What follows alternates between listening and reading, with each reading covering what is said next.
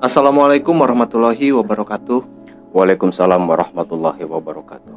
Nah, Kang, sebelumnya ketika tiga sekawan mengalami kejadian mistis setelah memancing, lalu tiga sekawan ini mengalami kejadian apa lagi, Kang? Bisa nggak diceritain buat teman-teman Balat Pakuan? Silahkan, Kang. Oke, di video sebelumnya Erwin, Tata, Rio, Ucup sama si Mang Ucok, mereka mengalami kejadian mistis waktu memancing di pinggir sungai besar ya, yang waktu itu sampai melewati keramat juga.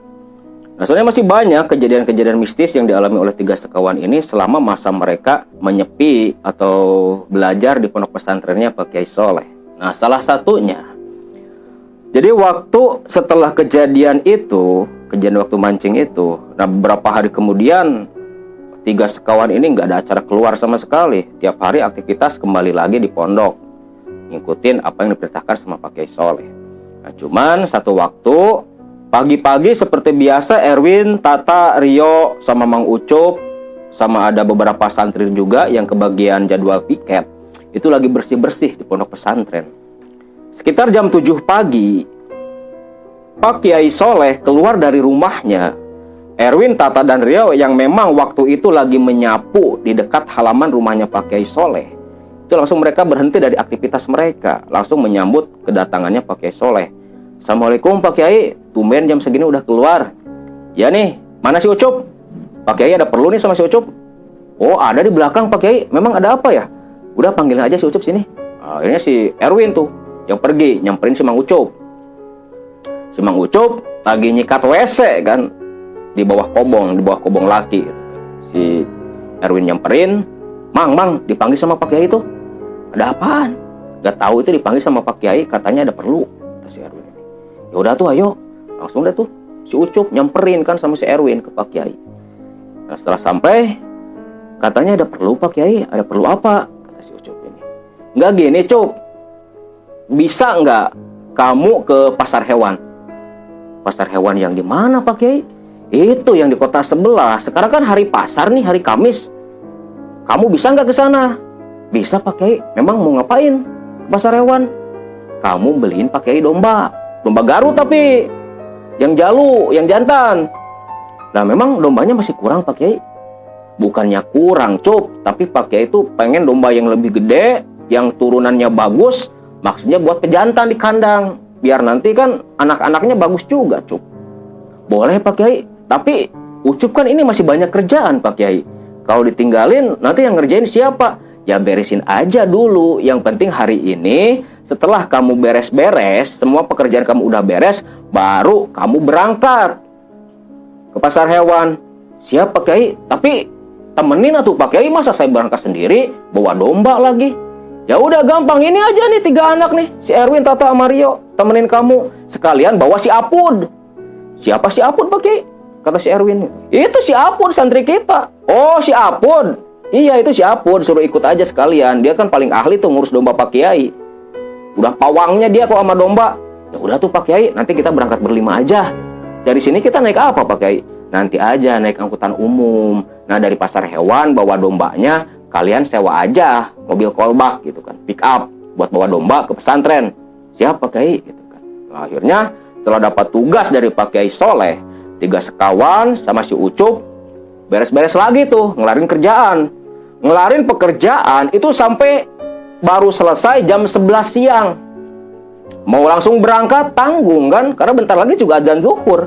Akhirnya 3 sekawan, Ucup sama si Apud itu sholat zuhur dulu berjamaah di pondok pesantren. Nah, setelah selesai sholat zuhur berjamaah dan sebagainya, makan siang, tepat jam setengah 1 langsung dah tuh pada laporan ke Pak Kiai Soleh, izin mau langsung berangkat ke pasar hewan, beli domba pesenannya Pak Kiai Soleh. Nah, Pak Kiai Soleh itu nitip uang sekitar 4 juta rupiah, karena waktu itu belum terlalu mahal lah harga domba Garut tuh. Beda sama sekarang gitu kan. Harganya bisa sampai puluhan juta, tergantung kualitas keturunan si domba Garut itu sendiri. Nah, setelah dititipin uang sama Pak Kiai Soleh, akhirnya Erwin, Tata, Rio, Ucup sama si Apud langsung dah tuh mereka keluar dari pesantren, nyari kendaraan umum yang nantinya membawa mereka ke pasar hewan di kota sebelah.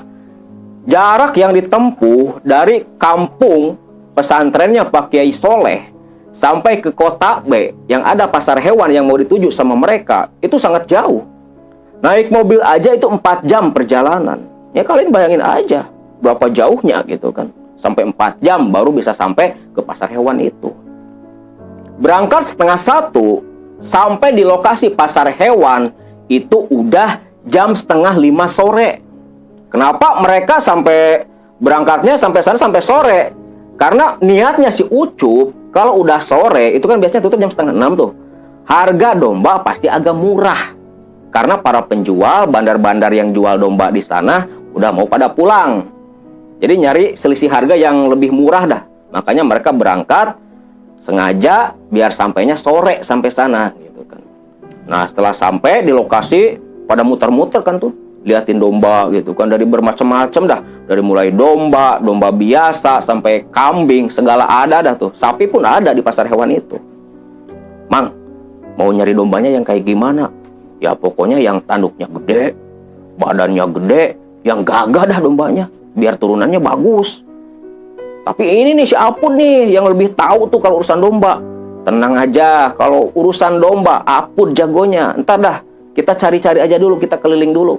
Apun sekalian lihat, soalnya ada ciri-ciri khusus kalau untuk domba. Domba yang keturunannya bagus itu kayak gimana Apun paling tahu gitu kan.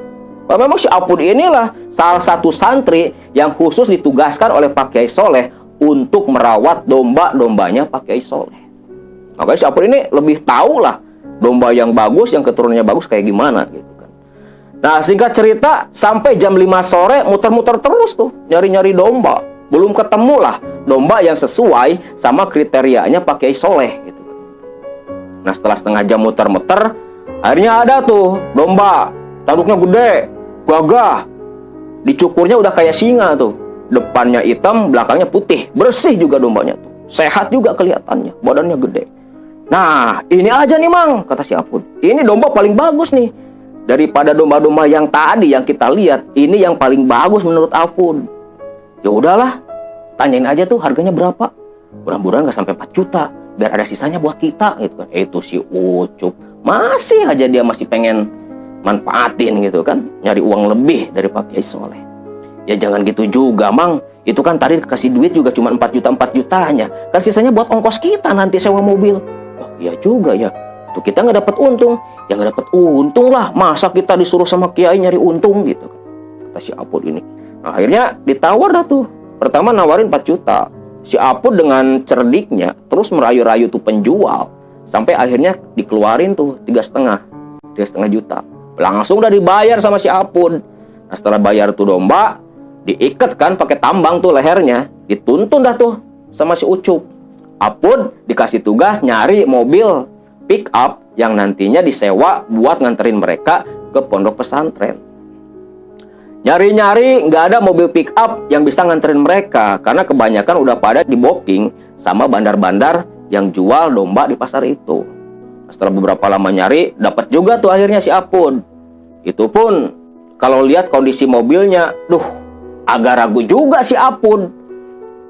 Karena dari tampilan luarnya aja tuh mobil, waduh, ini mobil kuat kagak nih dibawa ke pesantren, apalagi jauh. Tapi karena memang udah nggak ada lagi mobil yang bisa disewa, akhirnya mau nggak mau tuh si Apun nyewa tuh mobil. Mahal juga mintanya, pas banget 500.000. Cuman untuk nganterin mereka berlima sama domba ke pesantrennya Pak Kiai Soleh. Gak ada toleransi sama sekali tuh. Jadi si yang punya mobil ini benar-benar memanfaatkan situasi. Karena memang udah tahu jam segitu udah gak bakal ada mobil pick up yang bisa disewa. Karena semua udah di booking sama yang namanya bandar-bandar di situ. Nah, setelah sepakat harga 500.000, langsung dah si Apun nyamperin ke Ucup dan 3 sekawan. Gimana Pun? Dapat mobilnya? Dapat Mang, ada. Tapi mobilnya kayak gitu Kayak gitu gimana? Lah, nanti juga Mang Ucup lihat sendiri. Mobilnya jelek. Ya memang jelek sih, tapi nggak tahu mesinnya bagus apa kagak. Tapi yang penting kita dapat mobil aja dah. Daripada kita nggak pulang, udah mau malam juga gitu kan, kata si Apun ini. Akhirnya mau nggak mau, Erwin, Tata, dan Rio, si Ucup sambil nuntun domba, akhirnya ngikutin si Apun tuh ke arah tempat parkirnya mobil yang mau nganterin mereka. Begitu sampai ke dekat mobil, gak salah Pun nih mobil. Ya gak salah Mang, Karena memang nggak ada lagi. Yang ada ini cuma mobil ini doang. Mau nyari kemana lagi coba? Ini udah mau jam 5:30 loh, kata si Apud ini. Aduh, ya udahlah, lahul aja dah, pasrah kita dah. Yang penting bisa nyampe aja. Ya udah, Mang, jadi dah. Sekarang kita berangkat. Duitnya mana, Jang? Astagfirullahaladzim, si Mang ini nggak percaya amat. Mang Ucup, duit tadi mana yang 500.000? Nih, kasih dah tuh sama si supir. Langsung dah tuh, Erwin, Tatario, Ucup sama Apud naik tuh ke mobil. Perjalanan pakai mobil normal aja itu 4 jam. Kalian bayangin aja, ini mobil butut, rorompong kalau orang Sunda bilang. Berapa jam bisa nyampe ke pondok pesantrennya pakai Soleh? Bisa lebih dari 6 jam lah istilahnya. Dan memang benar tuh, pas mobil jalan, udah di starter aja udah batuk-batuk tuh mobil. Alamat gak bener nih, kata si Erwin kan. Masa baru mau jalan aja udah batuk-batuk kayak gini? Mogok di jalan gimana nih? Berabe kita bisa nginep di hutan gitu kan. Ya mudah-mudahan aja Win gak sampai mogok. Berdoa aja dah. Ya udahlah, kita jalan aja. Mang, jalan Mang gitu kan. Itu udah jam 6 kurang 1/4 tuh. Jalan dari pasar hewan mau pulang ke pesantrennya pakai Soleh. Ayo mobil jalan. Mobil jalan bener aja dah. Bener-bener kayak kuyak tuh jalan, kayak kura-kura. Lambat banget tuh mobil. Tapi ya mau gimana lagi? Karena memang gak ada kendaraan lain. Nah akhirnya setelah 4 jam mereka baru sampai ke perbatasan perkampungan dan melintasi perkebunan karet. Dan dari perkampungan itu untuk sampai ke kampung yang lain itu jauh banget. Jauh banget, ada sekitar 3 kilometer. Dan yang paling parah apa? Itu mobil pick up itu pas banget di kampung di pinggiran perkebunan karet mogok. Gak bisa jalan sama sekali. Tuh kan, gua bilang juga apa yo? Dari tadi waktu berangkat nih mobil pasti mogok. Mana mogoknya di sini lagi? Kan tahu sendiri. Ini lewat perkebunan karet semua. Kiri kanan hutan karet, kebun karet. Masa kita mau jalan kaki sih yo? Ya udah tuh Win, mau gimana lagi? Kita kan berlima ini. Ya bukan masalah berlimanya, tak. Kita jalan kaki mau berapa jam sampai ke pesantren? Apalagi udah gelap gini. Ini udah mau jam 10 malam, yo. Kamu mikir aja dah, yuk, tak. Masa kita mesti jalan kaki sih? Apa kita nginep aja di sini? Ya daripada kita nginep di sini, nanti malah Pak Kiai mikirnya yang enggak. Yang mending kita jalan aja, kata si Tata. Mang Ucup, Pun, gimana nih? Kita jalan aja. Ya gimana lagi atuh Jang, kata si Ucup. Ya kita jalan aja dah. Kita kan berlima inilah gak bakal ada apa-apa. Bukannya masa gak bakal ada apa-apa, Mang. Cuman ini kan kita jalannya sama Mang Ucup nih. Udah berapa kali kita jalan sama Mang Ucup pasti apes mulu dah. Ya elah Jang, ya jangan nyalain Mang Ucup juga lah. Itu kan semua sudah takdir yang Allah gariskan untuk kehidupan kita. Sok bijaksana tuh si Ucup. Lah udah Mang gak usah bawa takdir-takdir segala lah. Memang apes aja Mang Ucup mah hidupnya gitu. Kata si Erwin ini. Akhirnya mereka mau nggak mau tuh, karena mobil udah nggak bisa jalan, bener-bener mati tuh mobil. Akhirnya Erwin, Tata, dan Rio, Ucup sama Apud sambil nuntun domba itu jalan kaki menembus perkebunan karet. Dan itu 3 kilometer loh. Jarak dari tempat mereka berhenti sampai ke perkampungan terdekat itu 3 kilometer. Dan itu melewati kiri dan kanannya hutan karet semua. Apalagi di beberapa bagian jalan, di beberapa lokasi selama jalan itu ada lokasi-lokasi yang dianggap angker oleh orang-orang di sekitaran perkebunan karet itu. Ucup dan Apud yang paling tahu. Karena Erwin, Tata, dan Rio, mereka nggak tahu menau kalau hutan karet itu benar-benar angker. Walaupun nggak angker, yang namanya lewat perkebunan karet, hutan karet, apalagi malam-malam, ya pasti serem-serem lah. Dan disinilah Erwin, Tata, dan Rio, Ucup sama Apud mengalami kejadian-kejadian mistis, kejadian-kejadian ganjil yang menguji perjalanan mereka. Apalagi nggak bawa penerangan sama sekali, nggak bawa senter, karena nggak ada rencana jalan kaki. Terus ini kita gimana jalannya, Mang? Kita kan nggak bawa senter, kata si Erwin. Gampang, Pun, kamu nyariin ini deh, daun pohon kelapa. Buat apaan, Mang? Ya buat obor lah. Yang banyak aja dah, buat cadangan di jalan, kata si Ucup. Si Apun nyari-nyari itu. Nyari-nyari, kalau orang sudah bilang namanya kalari gitu. Daun pohon kelapa yang udah tua. Yang maksudnya nanti diikat, dibikinin obor darurat gitu kan. Nyari-nyari, akhirnya dapat 5 ikat tuh.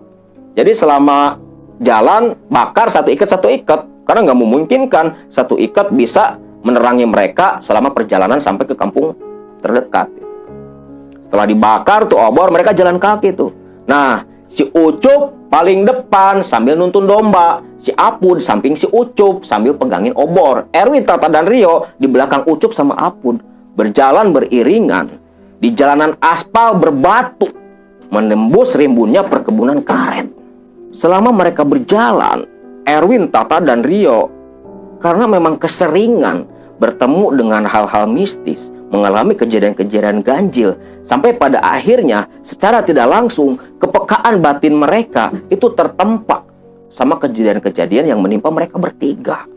Mereka lebih peka dalam merasakan hawa-hawa negatif dari suatu tempat yang dipengaruhi oleh bangsa jin dan sebagainya. Jalan yang mereka lewati itu memang jalan aspal, tapi jalan aspal yang sudah rusak. Banyak lubang sana sini, batunya gede-gede juga. Sambil berjalan kaki, Tak, ini bener-bener gua udah ngerasain yang aneh-aneh nih, Tak. Apaan sih, Win? Lo mah paribasa dah. Kebiasaan, lagu lama lu mah. Tiap jalan pasti dah ngomong kayak gitu. Ya gimana lagi, orang gua ngerasain. Gua mah ngomong apa adanya, Tak. Ini bener-bener nih, gua ngerasain bakal kejadian lagi nih. Ya mudah-mudahan aja nggak kejadian apa-apa, Win lah. Masa tiap kali kita jalan, kita dapat gangguan mulu sih? Ya gimana lagi? Kata si Ucup kan udah takdir kita. Ya bukan kita, lo aja gitu kan, kata si Tata ini. Udah jangan banyak omong, kita jalan lagi aja dah, kata si Rio. Lagi jalan, nah perasaan gue udah beda nih, kata si Erwin. Si Erwin waktu ngomong kayak gitu, itu mereka lagi jalan di jalanan, pas banget tikungan. Di bawah tikungan itu kan tebing tuh, tebing. Dan mereka pernah mendengar bahwa di tebing itu pernah ada penemuan mayat korban pembunuhan. Erwin pernah dengar cerita dari si Ucok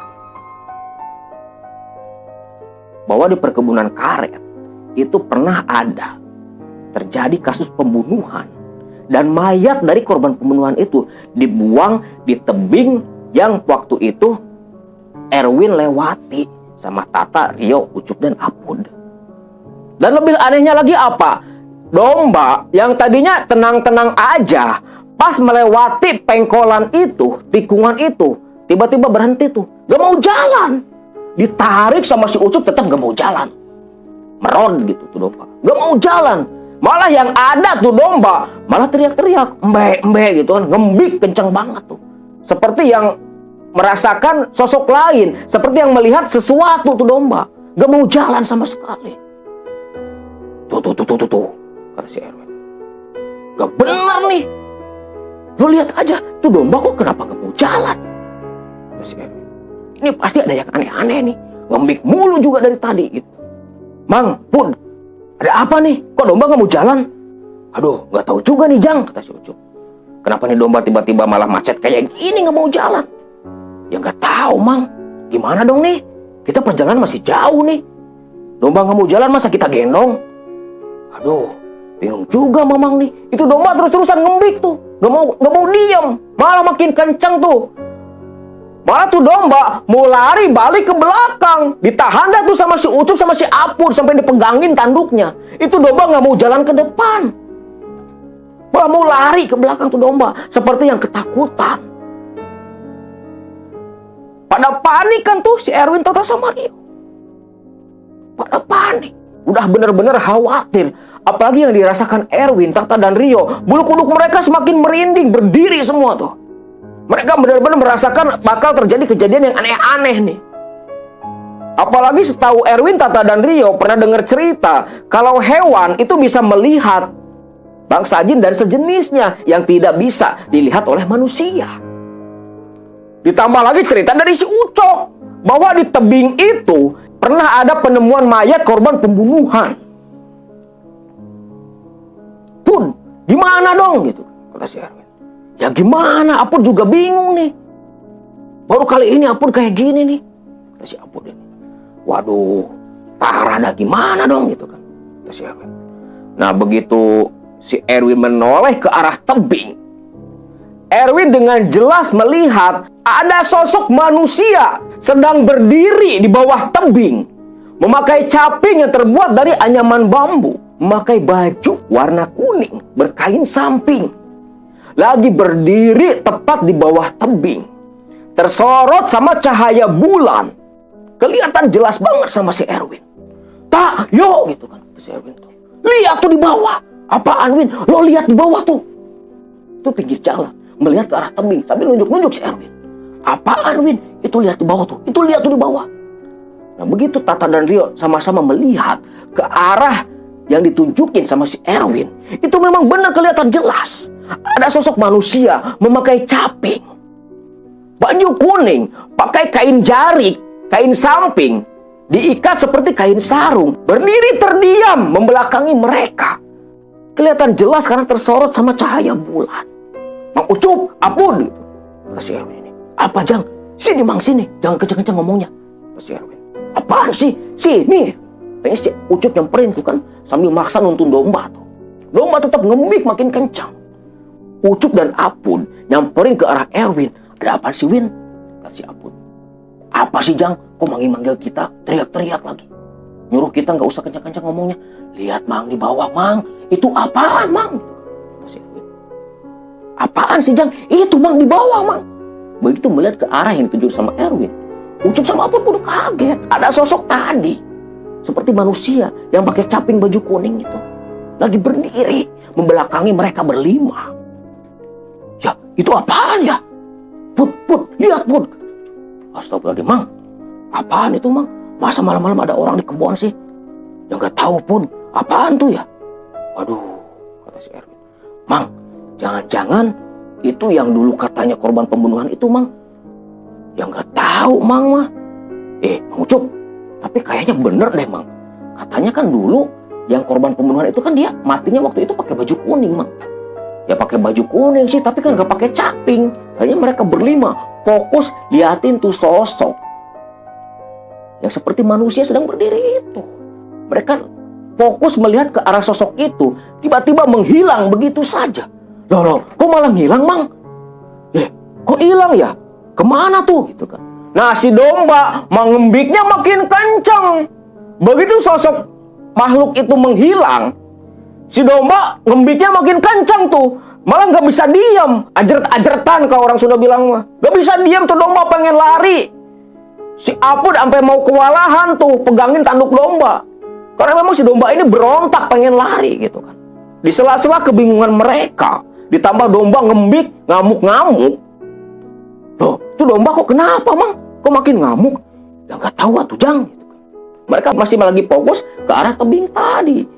Begitu Erwin, Tata, Rio, Ucup sama si Apun berbalik ke belakang, sosok yang tadi mereka lihat itu sudah berdiri tepat di belakang mereka.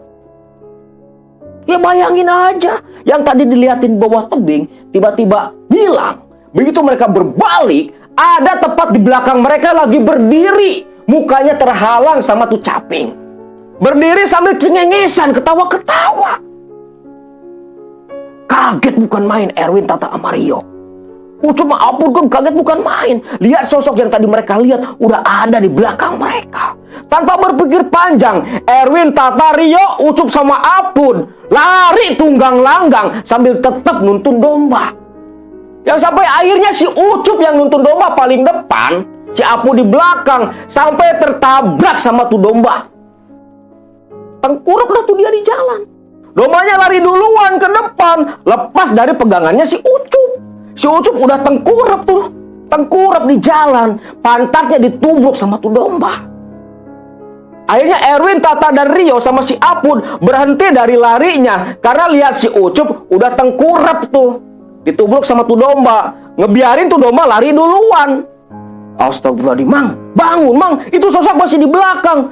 Bangun, ini pantat Mang Ucup sakit, gitu kan, si Ucup ini. Akhirnya dibopong tuh sama si Apun. Udah, Mang, bangun, Mang. Itu sosok nggak jalan, tapi tetap aja berdiri di tempat tadi waktu mereka lihat.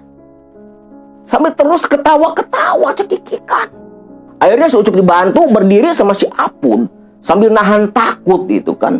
Dibopong dah tuh sama si Erwin. Kiri kanan. Memaksakan diri berjalan sambil mau ngikutin tuh domba yang udah lari duluan dari tadi. Mang tuh domba kalau ngilang gimana? Ya gimana lagi, yang penting kita selamat aja dah dulu gitu kan.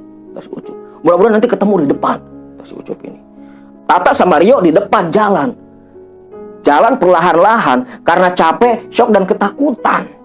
Mereka nggak berani menoleh ke belakang. Takut itu sosok masih ada di belakang mereka. Setelah berjalan agak jauh, barulah mereka berhenti. Beristirahat dari rasa capeknya. Erwin, Tata, dan Rio memberanikan diri menoleh ke belakang. Dan begitu mereka menoleh ke belakang, tiba-tiba sosok itu udah nggak ada lagi. Nggak tahu kemana, hilang begitu saja. Alhamdulillah, Mang, udah nggak ada. Aduh, yang bener, Jang. Bener, Mang, nggak ada. Si Apun sama si Ucup pun ikutan noleh ke belakang. Alhamdulillah, udah nggak ada. Selamat kita. Ya, Mang, alhamdulillah kita selamat. Tapi ini urusannya domba gimana, Mang? Udah tenang aja dulu dah. Itu domba gak bakal jauh. Paling juga nunggu di depan gitu kan. Kata si Ucup. Oh, masa iya, Mang? Domba nunggu di depan? Ya siapa tahu aja dah. Kita berdoa aja dah. Mudah-mudahan tuh domba nggak lari kejauhan. Gitu. Kata si Ucup ini. Mereka istirahat dulu tuh di sana sambil duduk gitu. Nah, lagi istirahat duduk, tiba-tiba si Apun berdiri kan. Aduh, Mang Ucup gitu kan. Kenapa, Pun? Gak tahan Apun nih. Gak tahan apaan? Ini, Mang, mau buang air kecil dulu dah gitu kan. Si Apun. Aduh, eling kamu, Pun. Masa mau buang air kecil di sini? Udah di situ aja dah. Ya malu lah, masa buang air kecil sampai ditonton kalian. Udah, Apun ke pinggir dulu ya, mau buang air kecil. Hati-hati loh, Pun. Nanti buang air kecil di belakang tiba-tiba ada sosok yang tadi gitu kan. Kata si Erwin ini. Jangan ngomong kayak gitu dah. Ini kan malam, di hutan juga. Baru aja kita ketemu. Jangan ngomong macam-macam ah. Ya udah sana tuh buang air dulu gitu kan. Kata si Erwin ini. Akhirnya si Apun jalan tuh ke dekat pohon-pohon karet. Maksudnya apa? Mau buang air kecil karena udah gak tahan. Berjalan agak jauhan tuh si Apun. Takut diintip sama Erwin, Tata, dan Rio. Malu juga kan. Walaupun sama-sama laki, ditonton orang lagi buang airnya kan gak enak gitu kan. Akhirnya si Apun jalan tuh ke sebelah kiri. Nyari-nyari lokasi buat dia buang air kecil. Nah, setelah berjalan agak beberapa lama si Apun, akhirnya dia nemu tuh tempat yang agak-agak rimbun lah, tersembunyi dari penglihatan orang lain. Akhirnya dia jongkok buang air kecil lah dia di sana. Lagi buang air kecil, si Apun itu pundaknya seperti ada yang niup-niup. Gitu kan. Ditiup-tiup pundaknya tuh, kerasa banget tuh ke pundaknya, seperti ada yang niup-niup. Lagi asik dia buang air, dari belakang dia seperti ada yang niup-niup pundaknya. Akhirnya si Apun beraniin kan noleh. Begitu Apun menoleh ke belakang, apa yang Apun lihat?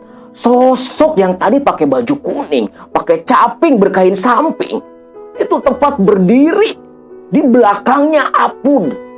Sontak Apun kaget sampai teriak dan pingsan di tempat saking takutnya.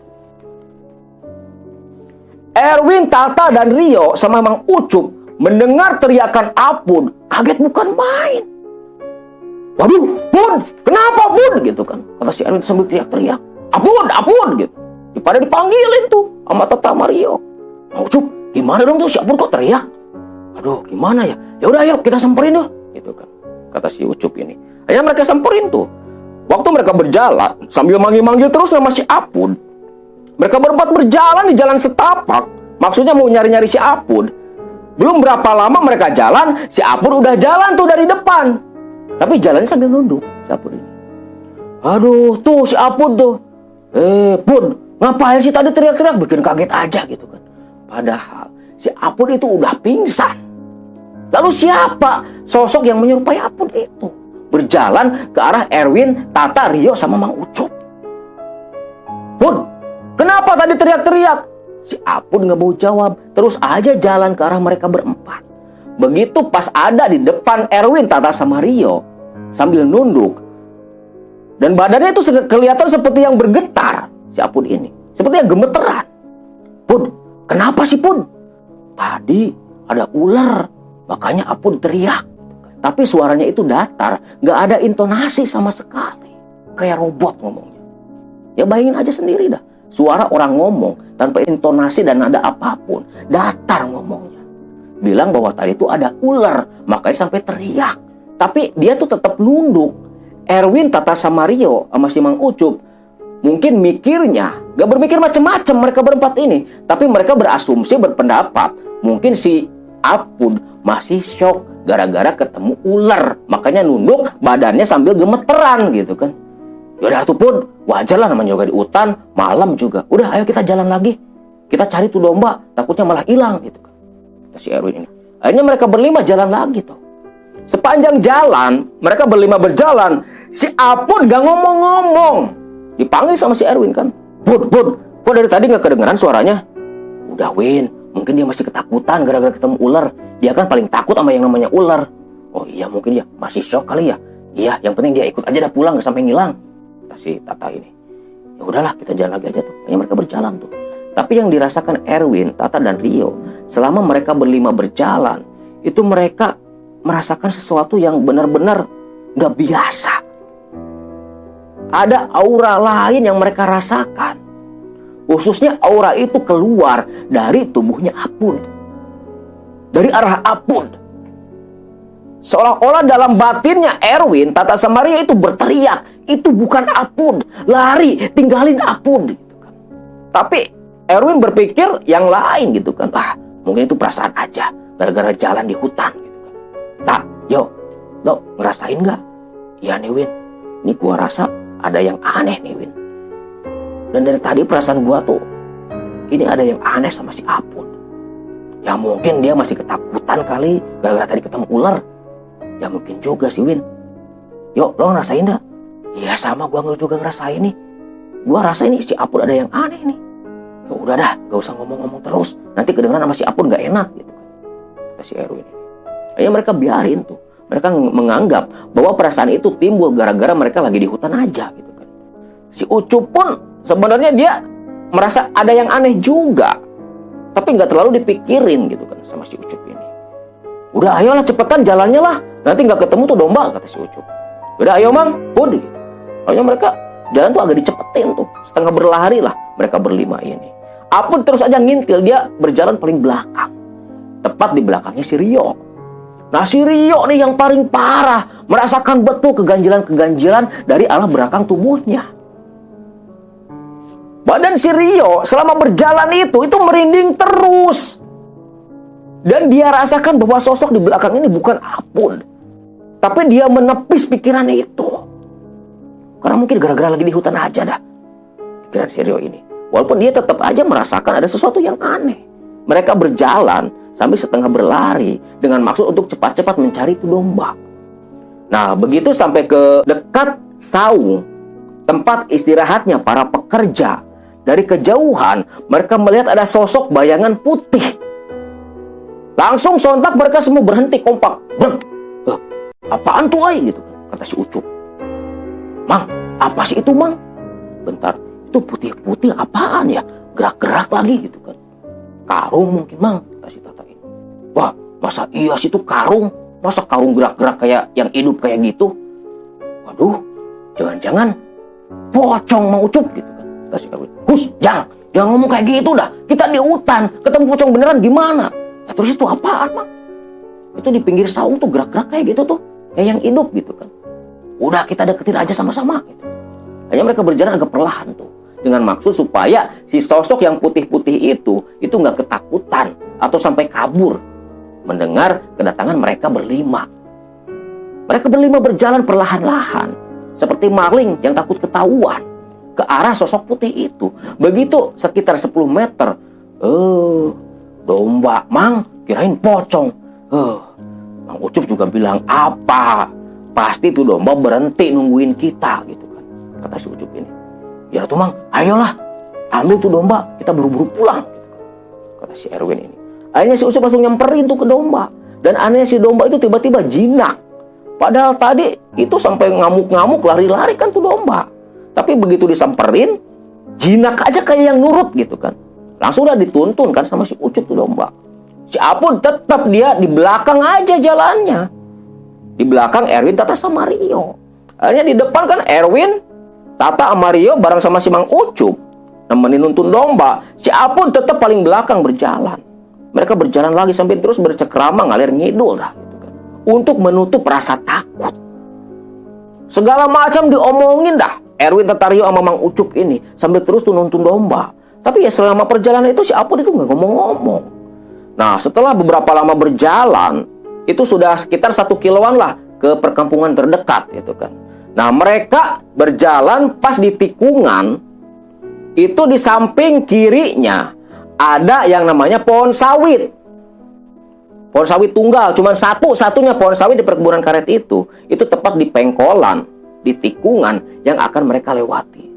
Nah, lagi asik berjalan. Tiba-tiba dari arah pohon sawit, mereka berjalan tepat di samping pohon sawit tuh. Nah, dari pohon sawit dari atas itu seperti ada yang jatuh menimpa kepalanya Erwin. Aduh, gitu kan kata Erwin tuh. Apaan sih, Win? Ini kayak ada yang nimbuk, apaan ya? Dicari-cariku kan, dicari-cari. Nah, ternyata buah sawit tuh. Oh, buah sawit tuh, Win. Jatuh kayaknya. Iya kali ya. Erwin langsung nengadah tuh ke atas. Tapi mana buah sawitnya? Gak ada sawitnya tuh. Ini pohon gak berbuah gitu kan. Kata si Erwin.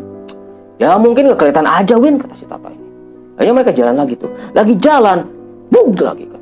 Si Tata yang kena, kepalanya dilempar juga. Ada yang ngelempar dari arah pohon sawit. Aduh, gitu kan kata si Tata. Apalagi si Tata?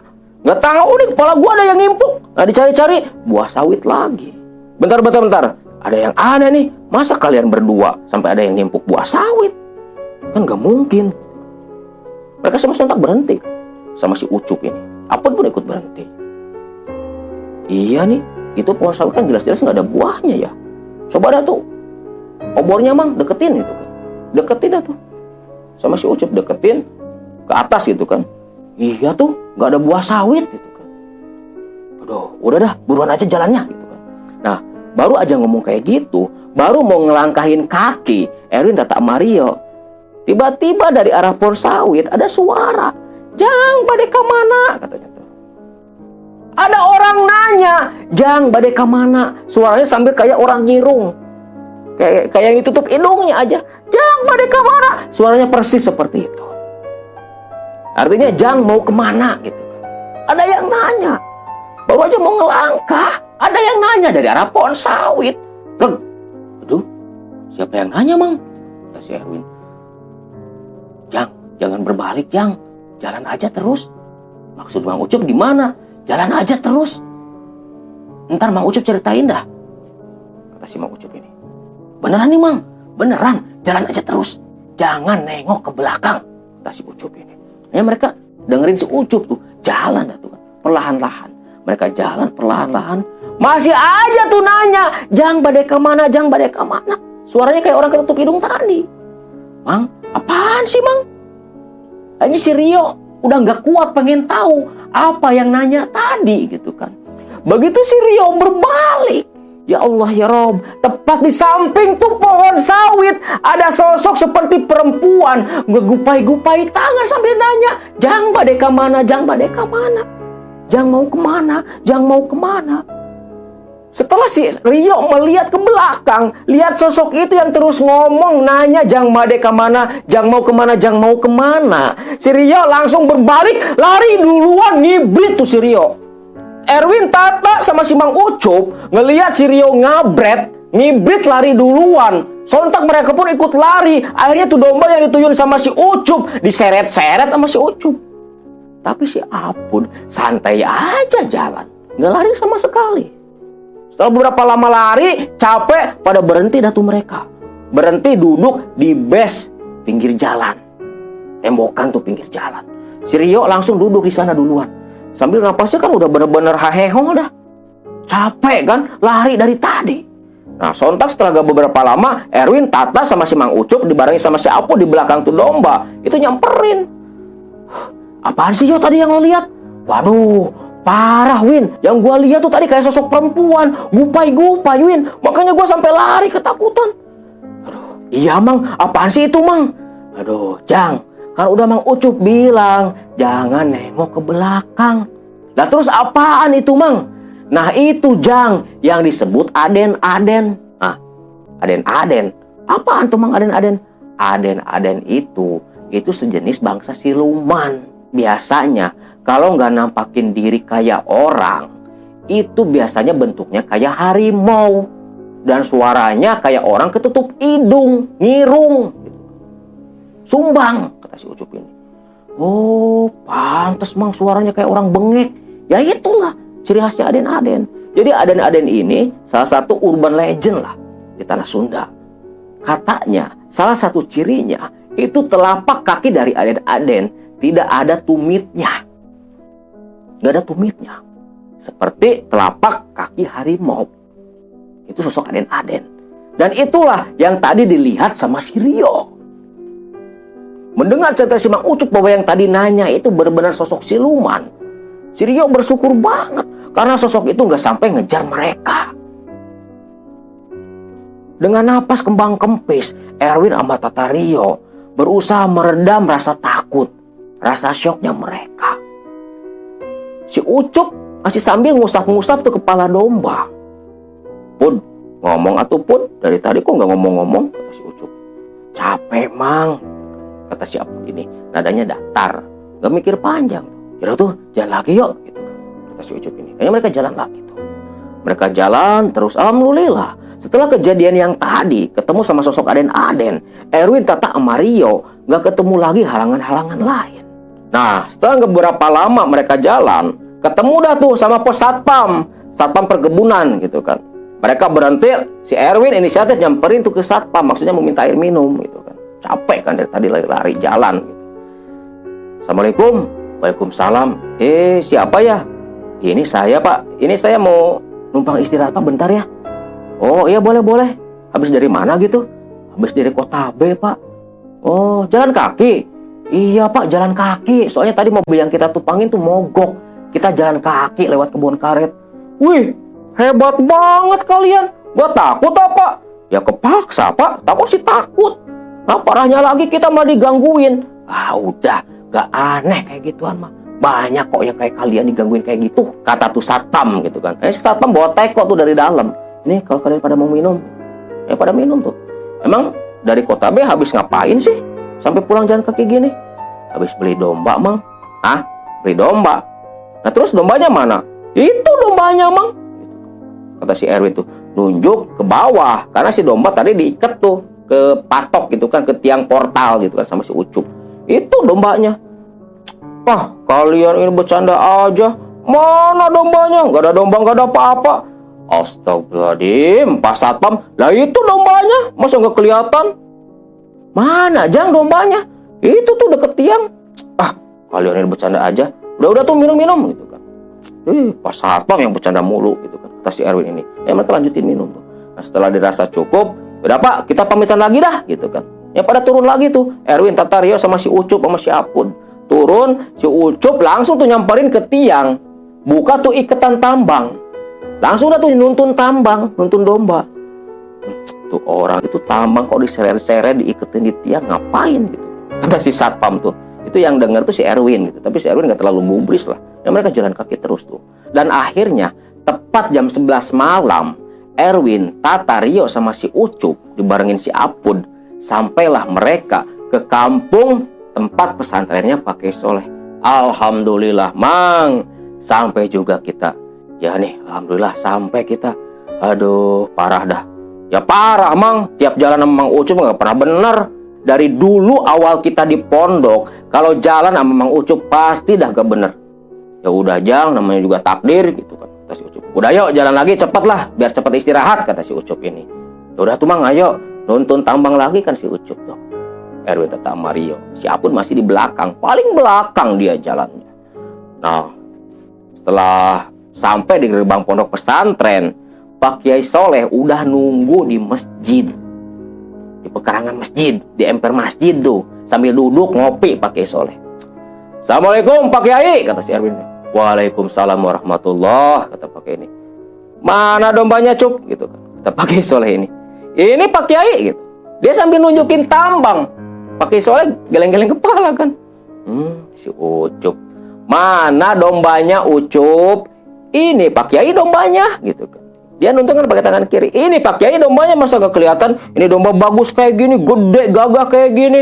Murah Pak Kiai, cuma 3,5 gitu kan. Astagfirullah. Erwin, Tata, Rio, mana dombanya? Si Apun juga mana? Kata Pak Kiai Soleh ini. Agak tinggi tuh nadanya Pak Kiai Soleh. Ya malum kan, manusia biasa, kesel juga.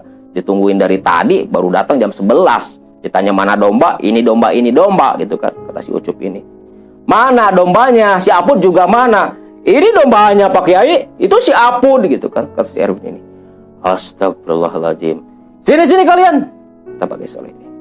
Apa sih Pak Kiai? Kok malah marah-marah ke kita sih? Kata si Erwin. Gak tahu apa, kita capek. Udah Win, ayo samperin aja dah. Daripada kena damprat lagi. Kena semprot Pak Kiai, repot kita. Nyamperin dah tuh Erwin, Tata, Rio sama si Ucup. Sambil si Ucup tetap aja tuh pegang tambang gitu kan. Nyamperin ke Pak Kiai Soleh. Pak Kiai Soleh langsung tuh ambil air putih di gelas. Dia baca doa, ditiupin. Sini kalian. Nyamperin kan Erwin, Tata, Rio. Apa sih Pak Kiai?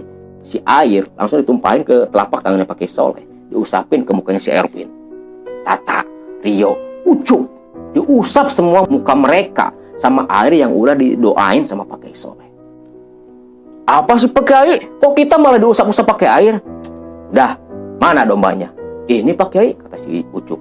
Ini Pak Kiai, yang benar. Lihat Cup. Pas Ucup, astagfirullahaladzim. Lah, kok saya malah bawa tambang? Dombanya mana? Domba mana? Domba mana? Gitu kan, kata si Erwin Tatario ini. Kok dombanya mana ya? Perasaan dari tadi kita tuntun kan, kita bawa Mang Ucup. Iya ini Mang Ucup juga ngerti. Kenapa kok Mang Ucup malah pegang tambang doang? Itu dombanya kemana tadi? Kan tadi di sini. Aduh, kalian ini. Coba kalian ceritain dah. Terus si Apun mana? Apun dia. Pun, langsung kan pada nengok-nengok ke belakang nyari. Lah, kok si Apun kemana ya? Kok nggak ada? Tadi kan si Apun belakang kita Pak Kiai. Nggak ada. Dari tadi kalian datang, Pak Kiai cuma lihat kalian berempat aja. Makanya kan Pak Kiai nanya, mana domba, mana si Apun? Kok nggak bareng kalian? Udah kalian ceritain tadi di jalan kenapa? Kayaknya si Erwin, Tata, Rio sama si Ucup cerita tuh. Dari mulai ketemu sosok yang pakai baju kuning, ketemu Aden-Aden. Astagfirullahaladzim. Udah. Besok pagi kita cari si Apun. Ini si Apun kayaknya masih di hutan.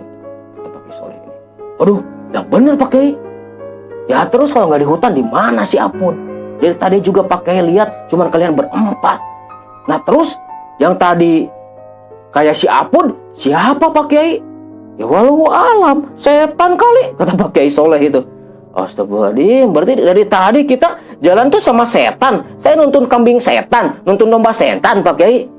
Ya mungkin. Astagfirullahaladzim Pak Kiai. Nah terus gimana nasib si Apun Pak Kiai? Udah, insya Allah si Apun gak apa-apa. Tenang aja, tenang. Udah, sekarang kalian istirahat aja dah. Baru aja Pak Kiai Soleh bilang, kalian istirahat aja. Tiba-tiba dari depan pondok pesantren itu si Apun jalan sambil melotot gitu kan, tuntun domba. Nah itu si Apun pakai sama domba. Weh Mang Ucup, tega banget sih Mang Ucup. Tega apaan Pun? Kok tega si Apun ditinggalin di kebun karet? Untung aja nih domba masih ada. Coba kalau hilang, repot kan kita, kata si Apun ini. Itu si Apun datang sambil nuntun domba. Dah, maaf Pun, soalnya dari tadi kita jalan itu beneran, kita tuh jalan sama kamu Pun, bawa domba juga. Tapi sampai pondok kata Pak Kiai nggak lihat kamu, nggak lihat domba. Kita juga bingung, yang ikut ke kita sama yang kita tuntun itu apa? Oh, nggak tahu atuh. Pokoknya Apun tuh tadi tuh pingsan.